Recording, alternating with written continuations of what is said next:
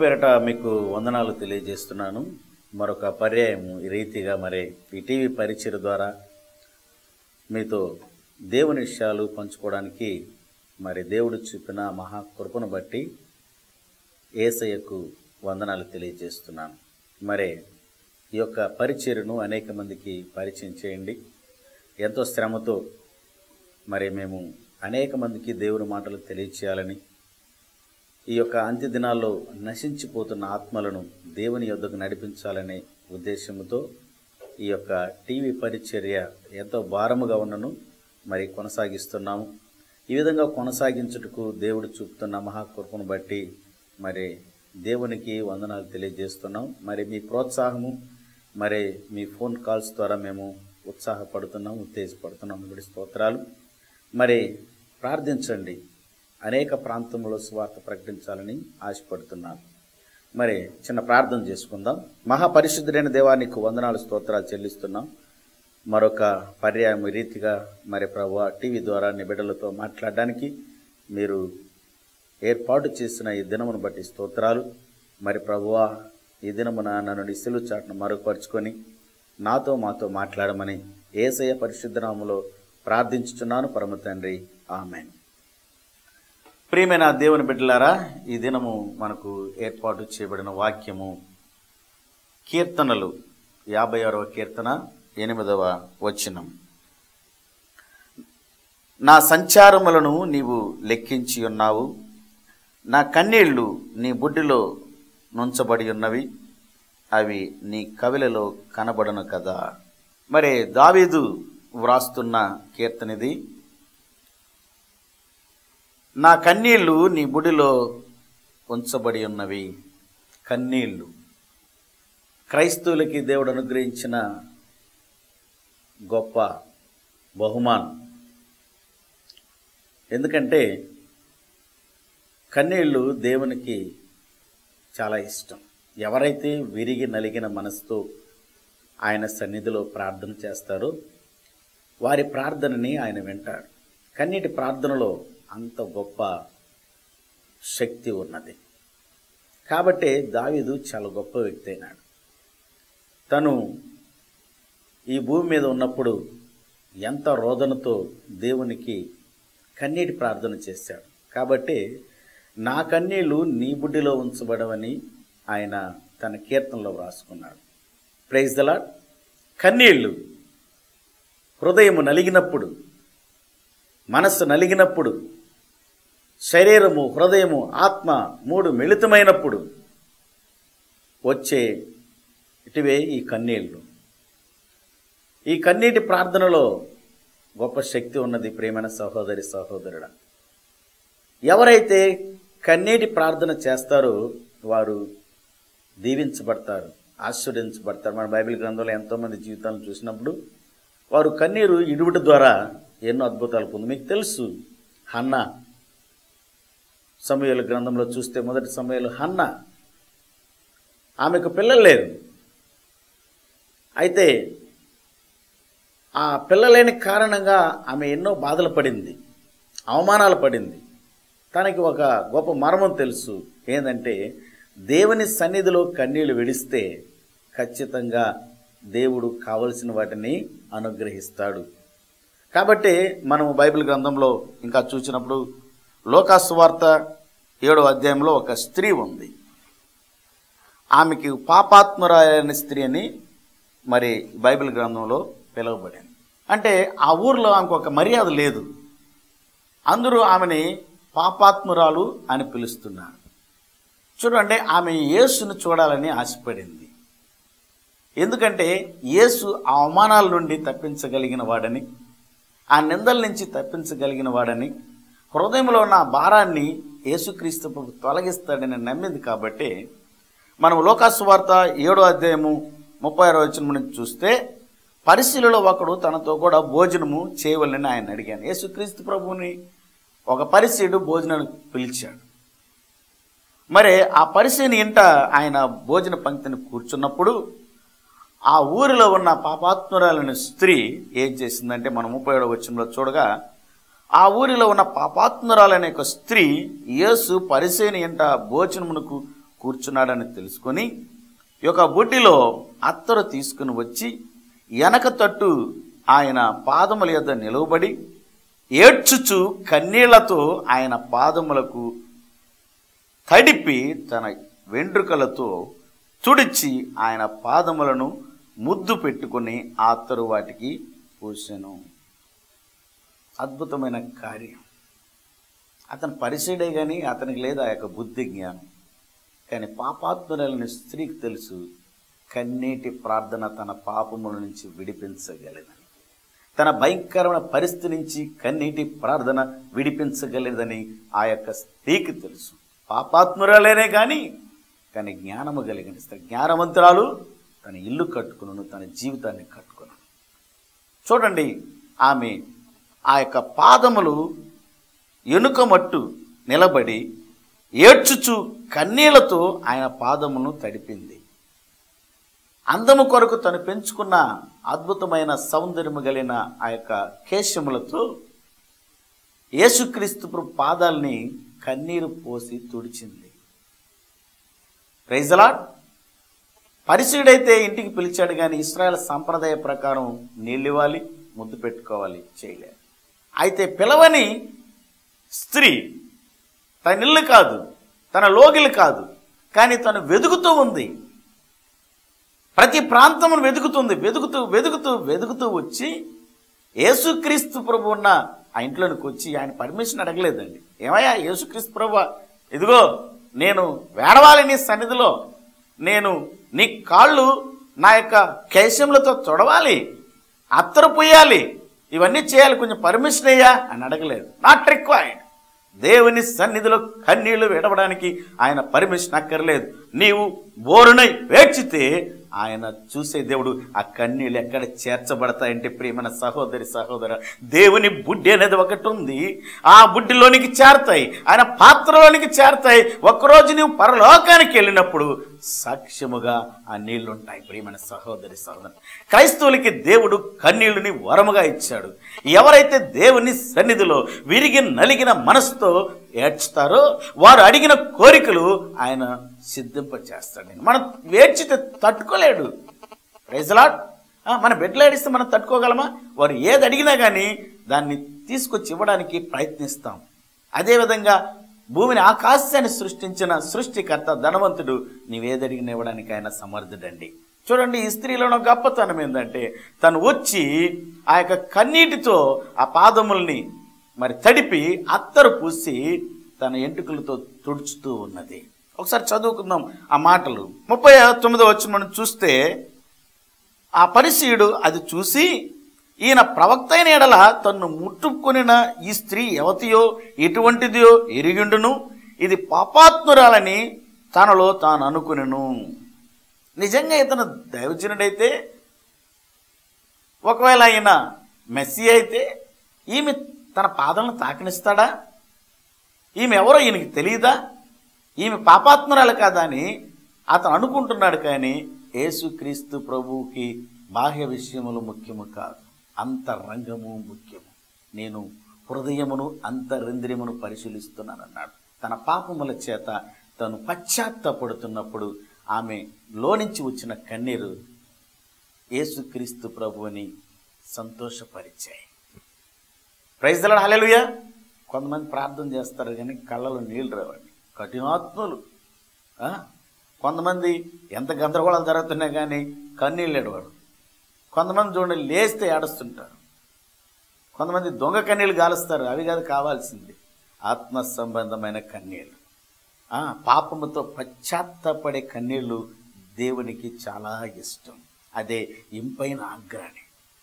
ఈమె తన కన్నీటితో యేసుక్రీస్తు ప్రభు పాదాలని మరి కడిగింది కాబట్టి, తడిపింది కాబట్టి. చూడండి ఏం జరిగిందో 40వ వచనంలో, అందుకు యేసు, సీమోను నీతో ఒక మాట చెప్పవాలనని ఉన్నానని అతనితో అనగా, అతడు బోధకుడా చెప్పుమనెను. అప్పుడు యేసు, అప్పు ఇచ్చు ఒకనికి 2 రుణస్థులుండ్రి, వారిలో ఒకడు 500 దేనారములను మరి ఒకడు 50 దేనారములను అచ్చుండని. అప్పు తీర్చుటకు వారి యొద్ద ఏమీ లేకపోయినాను గనుక అతడు వారి ఇద్దరిని క్షమించను. కాబట్టి వీరిలో ఎవడు అతనిని ఎక్కువగా ప్రేమించినో చెప్పుమని అడిగాను. అందుకు సీమోను, అతడు ఎవరిని ఎక్కువగా క్షమించునో వాడే అని నాకు తోచున్నదని చెప్పగా ఆయన నీవు సరిగా యోచించితమని చెప్పి ఆ స్త్రీ వైపు తిరిగి సీమోనుతో ఇట్లను, ఈ స్త్రీని చూచుచున్నావే, నేను నీ ఇంట్లోనికి రాగా నీవు నా పాదములకు నీళ్లు ఇవ్వలేదు, కానీ ఈమె తన కన్నీళ్లతో నా పాదములను తడిపి తన తల వెంట్రుకలతో తుడిచును. నీవు నన్ను ముద్దు పట్టుకొనలేదు, కానీ నేను లోపలికి వచ్చినప్పటి నుండి ఈమె నా పాదములను ముద్దు పెట్టుకునటం మానలేదు. నీవు నూనెతో నా తల అంటలేదు, కానీ ఈమె నా పాదములకు అత్తరు పూసెను. ఆమె విస్తారముగా ప్రేమించును గనుక ఆమె యొక్క విస్తార పాపములు క్షమించబడి ఉన్నాను నీతో చెప్తున్నాను. నేను ప్రైజ్ ది లార్డ్. ఆయన కోరుకునేది నిన్ను నన్ను ఒకటే, కన్నీటి ప్రార్థన. ఈ సీక్రెట్ దావీదుకి తెలుసు కాబట్టి తను ఎప్పటి నుంచి కూడా ఎప్పుడు కూడా కన్నీటితో దేవునికి ప్రార్థన చేసేవాడు. సింహముల మధ్యలో ఉన్నప్పుడు కన్నీటి ప్రార్థన చేశాడు. తన తండ్రి శోధించున్నప్పుడు కన్నీటి ప్రార్థన చేశాడు. తన అన్నదమ్ములు శోధించినప్పుడు కన్నీటి ప్రార్థన చేశాడు. సౌలు శోధించినప్పుడు కన్నీటి ప్రార్థన చేశాడు. తన పాపంలో పడిపోయినప్పుడు బహు ఘోరమైన కన్నీటి ప్రార్థన చేశాడు. కాబట్టి తన పాపాలన్నింటినీ కూడా దేవుడు క్షమించి తనకు శాశ్వత కృపను చూపాడు. ప్రియమైన సహోదరి సహోదరుడు, ఈ యొక్క స్త్రీలో ఉన్న గొప్ప గుణం ఏంటంటే తనకు తెలుసు, నా కన్నీటి ప్రార్థన ద్వారా నా పాపాలు క్షమించబడతాయని. Praise the lord. ఈమె విస్తారముగా ప్రేమించింది. ఏంది ప్రేమించడం అంటే? దేవునికి బహుగా ఇవ్వడమా? దేవునికి లేదా? ఆయనకి ఇవ్వాల్సింది ఒకటండి, కన్నీళ్ళు. Praise the Lord. కన్నీళ్ళు, విరిగి నలిగిన మనస్సు ఆయనకి చాలా ఇష్టం. కాబట్టి ఈ కన్నీటి ప్రార్థన ఏ క్రైస్తవునిలో ఉంటుందో, ఈ కన్నీటి ప్రార్థన ఏ యొక్క కుటుంబంలో ఉంటుందో ఆ కుటుంబం ఆశీర్వాదకరంగా ఉంటుంది, దీవెనకరంగా ఉంటుంది. పాపములు క్షమించబడతాయి. నిజంగా పాపి అని గుర్తించిన వాడు తన పాపముల నిమిత్తము దేవుని సన్నిధిలో ఏడ్చుతాడు. యేసుక్రీస్తు భూమి మీద ఉన్న దినాల్లో గెత్సెమనే తోటలో చెమట రక్తముగా కారేంతగా ప్రాధేయపడి ప్రార్థన చేశాడు. బహుగా యాచనలు సమర్పించాడు. కాబట్టి తన కుమారుడుగా అంగీకరించబడ్డాడు. కన్నీటి ప్రార్థన ఎలా చేయాలో శిష్యులకు నేర్పించాడు. Praise the lord. హల్లెలూయా. కాబట్టి బహుఘోరమైన సిలువు యోగాన్ని ఆయన జయించగలిగినాడు. కన్నీటి ప్రార్థనలో బహు బలమున్నది. ప్రియమైన సహోదరి సహోదరుడా, హల్లెలూయా. ఈ పాపాత్మురాలు కన్నీటి ప్రార్థన ఇలు ఎరిగింది కాబట్టి యేసుక్రీస్తు ప్రభు ఆ పరిస్థితిని ఉన్నాడని తెలుసుకొని వచ్చి తన కన్నీటితో ఆయన పాదాభిషేకం చేసింది. అందుకే నేను ఒక పాట రాశాను. Praise the lord. హల్లెలూయా. నా పాపములకు బదులుగా సిలువలు నాకై వ్రేలాడావు, నా పాపమునకు బదులుగా సిలువలు నాకై వ్రేలాడావు, నా శిక్షను నీవే భరించి నాకు విడుదల ఇచ్చినందుకు కన్నీళ్లతో నీ పాదాలు తడిపి అత్తరునే నీ పూయనా, సుగంధ ధూప సంభారము అర్పింతును నా యేసయ్యా. Praise the lord. హల్లెలూయా. ప్రియమైన సహోదరి సహోదరుడా, నింటిలో కష్టాలు ఉన్నాయా? నీ భర్త మారడం లేదా? నీ పిల్లలు సరిగ్గా మారడం లేదా? లేకుంటే నీకు రోగం ఉన్నదా? ఈరోజు చెప్తున్నాను, ఈ కన్నీటితో ప్రార్థన చేసినప్పుడు అవి దేవుని బుడ్డిలో చేర్చబడతాయి. తద్వారా నీకు ఆశీర్వాదాలు వచ్చే అవకాశం ఉన్నది. ప్రియమైన సహోదరి సహోదర, మరొక వ్యక్తుల్ని చూద్దాం. ఇక్కడ మనకందరికీ తెలుసు, రూతు, నయోమి, ఓర్పలు. చూడండి, ఈ యొక్క నయోమి బెత్లెహేమును విడిచి తను ఎక్కడికి వెళ్ళిందంటే మోయాబు దేశమునికి వెళ్ళింది. మోయాబు దేశమునికి వెళ్ళింది. తనతో పాటు తన పిల్లల్ని, తన భర్తను తీసుకెళ్ళింది. అక్కడికి వెళ్ళిన తర్వాత తన భర్త చనిపోయాడు, తన 2 కుమారులు చనిపోయారు. చివరికి 2 కోడళ్ళు మిగిలినారు. ఒక కోడల పేరు ఓర్ప, ఇంకొక కోడల పేరు రూతు. తిరిగి బెత్లెహేము పరిస్థితులు బాగున్నవని, అక్కడ వర్షాలు పడుతున్నవని, అక్కడ పరిస్థితులు బాగున్నవని తిరిగి తన దేశమునికి వెళ్ళాలనుకున్నప్పుడు ఆమె తన 2 కోడల్ని పిలిచింది. అమ్మా, నేను తిరిగి వెళుచున్నాను, ఇదిగో ఇక్కడికి వచ్చి నా జీవితము మరి గాఢాంధకారం అయిపోయింది, నా జీవితం మారైపోయింది, నా జీవితం చేదైపోయింది అని ఏడుస్తూ, ఇదిగో మీరు యవనస్తులు, నేనైతే ముసలిదానను, నా భర్త లేడు, నా పిల్లలు లేడు, మీ జీవితం ఎందుకు నేను నాశనం చేయాలి? కాబట్టి ఇదిగో నేను వెళ్ళుచున్నాను, మీరు తిరిగి మీ ఇండ్లకి వెళ్ళి మంచి యవనస్తులను చూసుకొని పెళ్లి చేసుకుని సుఖంగా ఉండండి అమ్మా అని చెప్పింది. చెప్పినప్పుడు ఇద్దరు వెలుగెత్తి ఏడ్చారు. 8వ వచనం 1వ అధ్యాయంలో చూస్తే రూతు గ్రంథంలో, నయోమి తన ఇద్దరు కోడండును చూచి, మీరు మీ తల్లుల ఇండ్లకి తిరిగి వెళ్ళుడి, చనిపోయిన వారి ఎడలను నా ఎడలను మీరు దయచూపినట్లు యెహోవా మీ ఎడల దయచూపును గాక, మీరు ఒక్కొక్కతే పెండ్లి చేసుకొని తన ఎంట నెమ్మది నొందినట్లు యెహోవా దయచేయును గాక అని వారితో చెప్పి వారిని ముద్దు పెట్టుకును. అంతటా వారు ఎలుగెత్తి ఏడ్చి, నీ ప్రజల ఎద్దుకు నీతో కూడా వచ్చిందమని ఆమెతో చెప్పగా. ఇద్దరు చెప్తున్నారు. ఈ ఇద్దరు ఈ లోకాన్ని సూచిస్తున్నారు, క్రైస్తవులను సూచిస్తున్నారు. ఒకరేమో దొంగ కన్నీళ్లు విడిచేవాళ్ళు, ఇంకొకరేమో నిజమైన కన్నీళ్లు విడిచేవాళ్ళు. యేసుక్రీస్తు ప్రభు హృదయాన్ని చూస్తున్నాడు. నువ్వు ఏడవచ్చు, బట్ నువ్వు హృదయాంతరంగంలో నుంచి ఏడుస్తున్నావా, కేవలం కళ్ళల్లో నుంచి వచ్చే నీళ్లతో వేడుస్తున్నావా? ఇక్కడ ఈ ఇద్దరు రూతు ఇద్దరిని చూచినప్పుడు,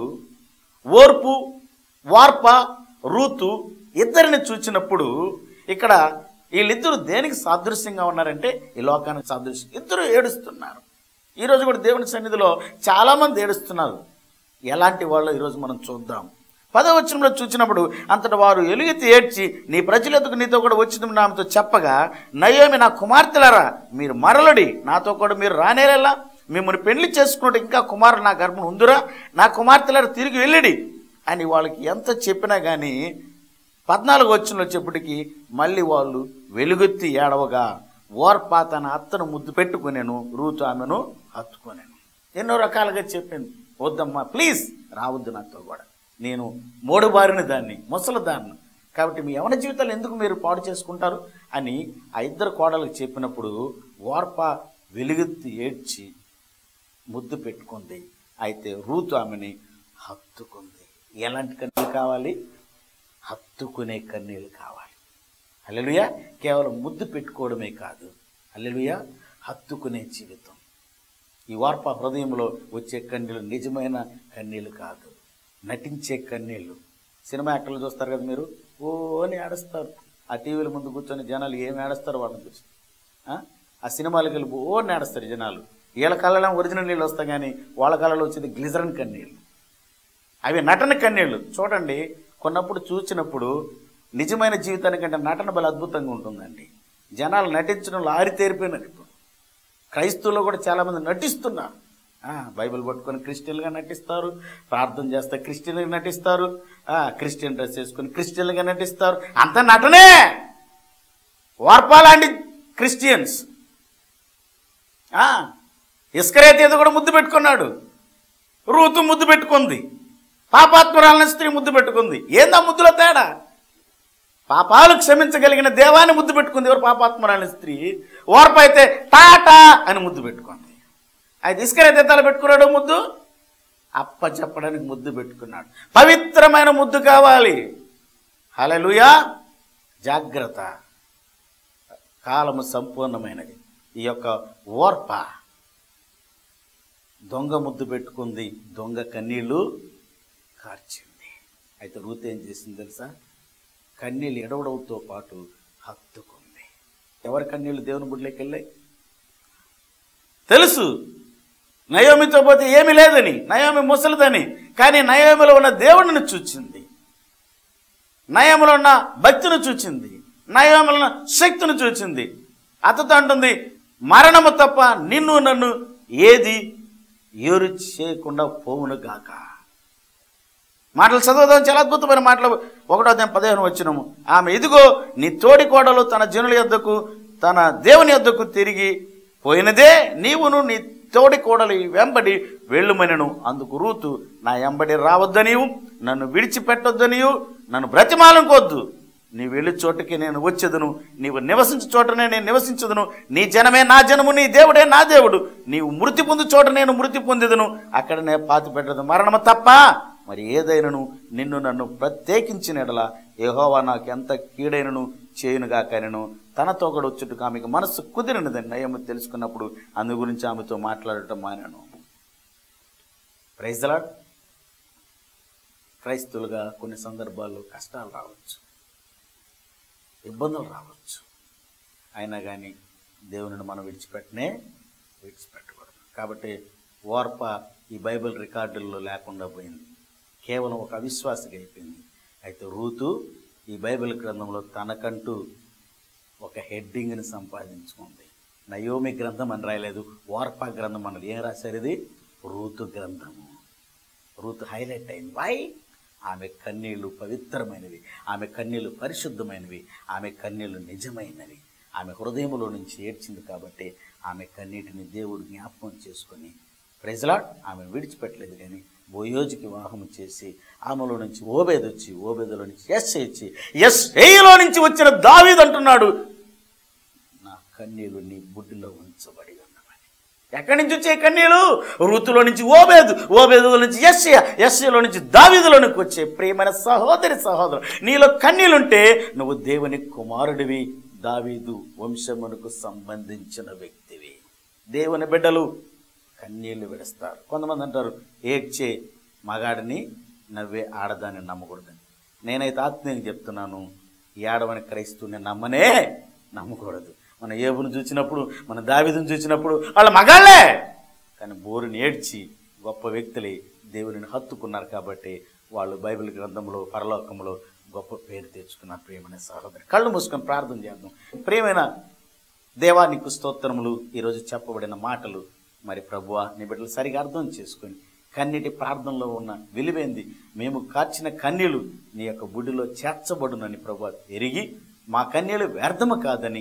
అవును ప్రభా, దావీదు కన్నీరు విడిచాడు. ఓ ప్రభువా, పాపాత్మురాలైన స్త్రీ కన్నీరు విడిచింది. ఓ రూతు కన్నీరు విడిచింది. వారి కన్నీరు నీ బుడ్డిలో ఉంచబడి ఉన్నాయి. కాబట్టి మేము నాయనా నీ నిమిత్తము ప్రభ కన్నీరు విడుస్తున్నప్పుడు, మేము నిమిత్తం మేము ఏడ్చున్నప్పుడు అవి వ్యర్థముగా భూమిలో వింకిపోవు కానీ అవి నీ యొక్క బుడ్డిలో చేర్చబడునని విశ్వాసముతో ప్రభ కన్నీటి ప్రార్థన చేసి ప్రభా ఈ లోకాన్ని జయించి పరలోకముల ప్రభ బలా నమ్మకమైన మంచి దాసుడలా అనిపించుకున్నట్లు మమ్మల్ని బలపరచమని, వాక్యమైన ప్రతి బిడ్డని దీవించి ఆశీర్వదించమని. ఓ ప్రభా, కన్నీరు విడిచి బిడ్డలుగా ప్రభా, నీ యొక్క కృప పొందుకునే బిడ్డలుగా ప్రభువా, నైనా యేసురాజా రూతు వలె ప్రభువా హత్తుకునే జీవితము ప్రభువా, నిన్ను హత్తుకునే జీవితము ప్రభా నీ బిడ్డలకు దయచేయమని. ఆ రీతిగా ప్రభు ఈ లోకాన్ని జయించుటకు ఓ విరిగి నలిగిన మనస్సుతో ప్రభా నిన్ను ఆరాధించే కృపను, ఓ ప్రభు నీకు ప్రార్థన చేసే కృపను మాకు దయచేయమని. ఇంతసేపు మీరు మాట్లాడిన ప్రతి మాటను బట్టి నీకు వందనాలు తెలియచేస్తూ యేసయ్య పరిశుద్ధ నామంలో ప్రార్థిస్తున్నాను పరమ తండ్రి, ఆమేన్. వాక్యం విన్నారు కదా, కన్నీళ్ళు. ప్రియమైన సహోదరుడా, ఎందుకు నాకు ఈ బాధ అనుకుంటున్నాను? నేను ఎందుకు ఏడవాలి? నేను ఏర్పాటు చేసుకుంది ఎందుకంటే నీ కన్నీళ్ళు ఆయన బుడ్డిలో దాచుకోవాలని. Praise the lord. దేవుని దగ్గర ఒక బ్యాంక్ ఉంది, ఆ బ్యాంకులో నీ కన్నీళ్ళు స్టోర్ చేయబడాలి. కాబట్టి క్రైస్తవులు ఖచ్చితంగా ఏడవాలి. Praise the lord. నీ ఏడుపు ఆయన చూడాలి, ఆ ఏడుపు నీకు రేపు సాక్ష్యంగా నిలబడాలి. నువ్వు పరలోకానికి వెళ్ళినప్పుడు ఇదిగో అమ్మా, నువ్వు కార్చిన కన్నీళ్ళు నా దగ్గర ఉన్నాయమ్మా, ఈ కన్నీళ్ళేనమ్మా నిన్ను కాపాడింది, ఈ కన్నీళ్ళమ్మ నీ కుటుంబాన్ని కాపాడింది, ఈ కన్నీళ్ళమ్మ నీ బిడ్డలను కాపాడింది, ఈ కన్నీళ్ళనమ్మ నీ భర్తను రక్షించింది, ఈ కన్నీళ్ళేనమ్మా ఈ లోకంలో ఎంతోమందిని ప్రభు దేవుని దగ్గరికి నడిపించింది అని ఒకరోజు దేవుడు నీతో మాట్లాడతాడు. ప్రియమైన సహోదర, దేవుని రాకడలు ఎత్తబడేంత వరకు కన్నీళ్ళు విడుస్తూనే ఉండాలి, కన్నీళ్ళు కార్చుతూనే ఉండాలి. కాబట్టి కన్నీటిని దయచేసి నా దేవునికి వందనాలు తెలియజేస్తూ మన రక్షణ జీవితాన్ని అంతవరకు కొనసాగిద్దాం. దేవుడు మిమ్మల్ని బహుగా దీవించి ఆశీర్వదించునుగాక. God bless you.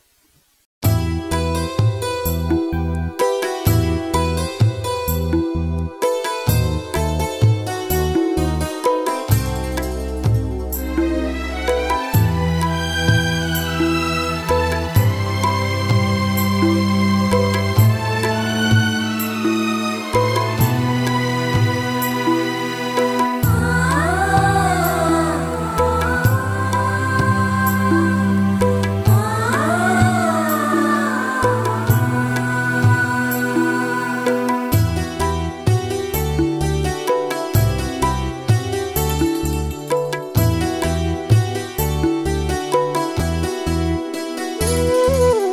మనసా ఓ మనసా దిగులేలనే, మనసా ఓ మనసా దిగులేలనే, ప్రభువు నీ చెంత ఉండగా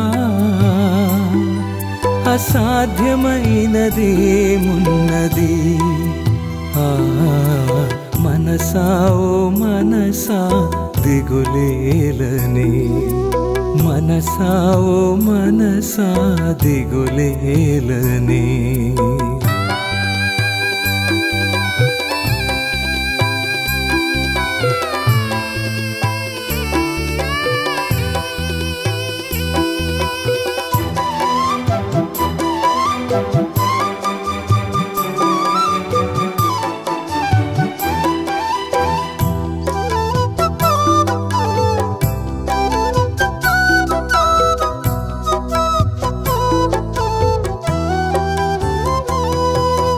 లేని వాటిని ఉన్నట్టుగా పిలిచేవాడే, పిలిచేవాడే, మృతులను సైతం సజీవులుగా మార్చేవాడే, మార్చేవాడే, అద్భుతాలు చేసేవాడే, ఆశ్చర్యపరచేవాడే. మనసా ఓ మనసా దిగులేలనే, మనసా ఓ మనసా దిగులేలనే.